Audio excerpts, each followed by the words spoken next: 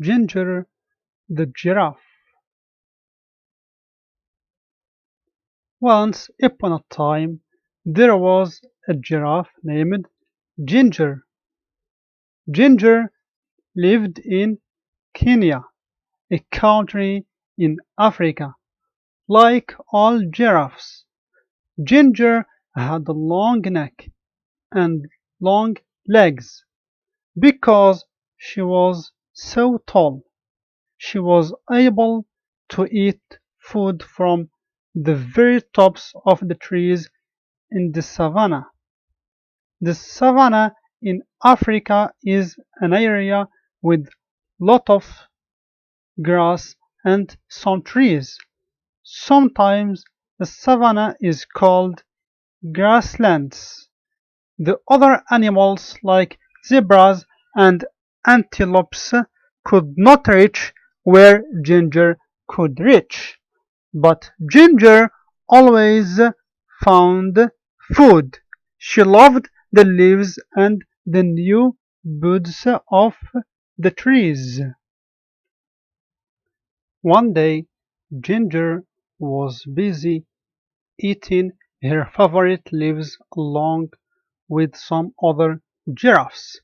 It was a bright, sunny day, and there was not a cloud in the sky. It had not rained for a long time, so the grass was very dry. She heard a noise down at the bottom of her extra long legs. It was her friend, Mickey the monkey.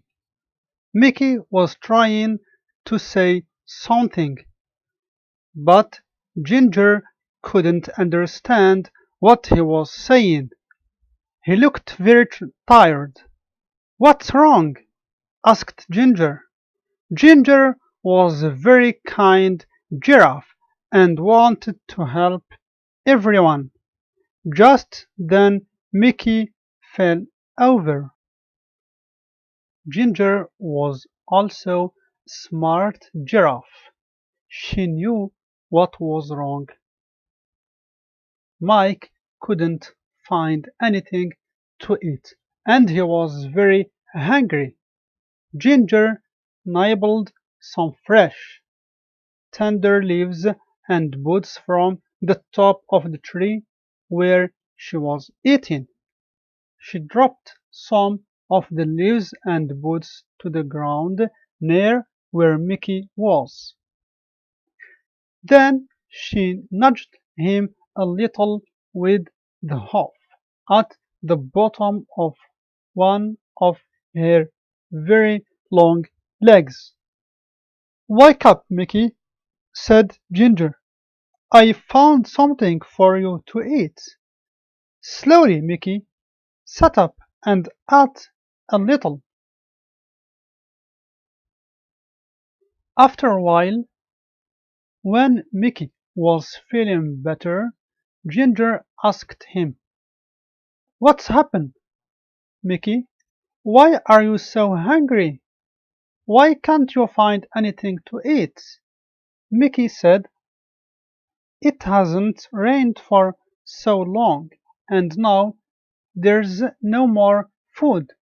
"That's not good," said Ginger. "What's happening with the other animals?" "No one knows what to do," answered Mickey. "All the zebras and the antelopes and the elephants are getting worried about the dry grass. Some of them are thinking about leaving the savannah and trying to reach the jungle." "That's a long trip," said Ginger. "Are you going to go with them?" "I don't know," answered Mickey. "What do you think we should do?" Ginger thought for a while and then suddenly she had a good idea. "We should go talk to Leo the lion. He is the smartest animal in the savannah." Mickey was too tired to talk, so Ginger invited him to ride on her back. Hold on teeth tight to my neck, said Ginger. There's a lot to hold on to, joked Mickey. Ginger laughed. You're right. I've got the longest neck in Africa. So they started their journey across to the other side of the savannah to look for Leo. Ginger and Mickey were in luck. Leo was sitting up on a rock, and he was really easy to see as they walked through the grass. Hi, Leo! They both shouted. Leo had been napping and was a little grumpy when they woke him up, but he was polite and said, Hello, Ginger and Mickey. Why did you walk the whole way across the savannah? Just to wake me up? But he was joking. He had a smile on his face. Mickey says that there is no food left on the savannah because it's been so dry, said Ginger. Do you have any idea? Leo thought for a while. He said, There's nothing we can do about the rain. It will come soon, but we can't be sure when it will arrive. When the rain comes, all the plants will grow again, and there will be lot of food for everybody. He thought a little longer. The only thing I can think of is for everyone to move closer to the forest. He continued, There will be more things to eat there, but I know it's a long trip and it will not be very easy.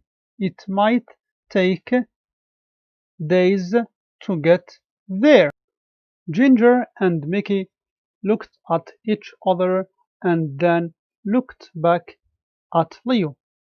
Thank you, Leo, said Ginger. It's probably best if they all try to get closer to the jungle. They said goodbye and then walked back across the savannah. Now they needed to gather all of the animals together to start the long journey. Ginger didn't need to go along because she had plenty of food in her high trees, but she was a good friend and wanted to help as much as she could. They walked towards her favorite trees and guess what she and Mickey saw. All of the animals were already gathered there and waiting for Ginger and Mickey. Why are you all here? Asked Ginger. Eddie the eagle told us that you're taking us to the edge of the jungle, said one of the zebras. How did he know? Asked Mickey. He heard you talking with Leo, said one of the antelopes. So you've all decided to try to walk together to the jungle? Asked Ginger. Yes, they all answered. If you'll help us to get there, added one of the elephants. Of course I'll help, said Ginger. I'm sure I'm your friend. So they started on their big journey across the savannah to the jungle. The sun was so hot, and there was no food and no place to get a drink of water. And then They heard it. It was thunder. Thunder! They all shouted. Thunder was very scary to the animals of the savannah. Can you guess why? Fire. Sometimes the lightning hits the dry grass and the whole savannah catches fire. Then everyone has to run. And that's exactly what happened. Fire! They shouted. They could smell it. And now they could see it. The fire was coming towards them. Ginger had to think fast, because she was so tall she could see farther than any of the other animals. She stretched her long neck up as far as she could. Now she could see a place where there was no fire. "Quick!" she said. "Everyone run this way. All of the animals should hear, and run as fast as they could." Soon they were out of danger. They stopped and gathered together one more time. "Is everyone here?" Ginger asked. She wanted to make sure they were all safe. All the animals looked around. They were all there. And then the most wonderful thing happened. "It felt drop," said a zebra. "Me too," said an antelope. "It was rain." Finally, everyone was very happy. It started to rain a little more and then a little more. The rain put out the fire so they didn't have to run, and the rain filled their watering holes and made the plants grow again, so they didn't have to make that long trip to the edge of the jungle. Everyone would soon have enough food and water. So Ginger the giraffe went back to her favorite tree and continued to munch on the leaves and buds.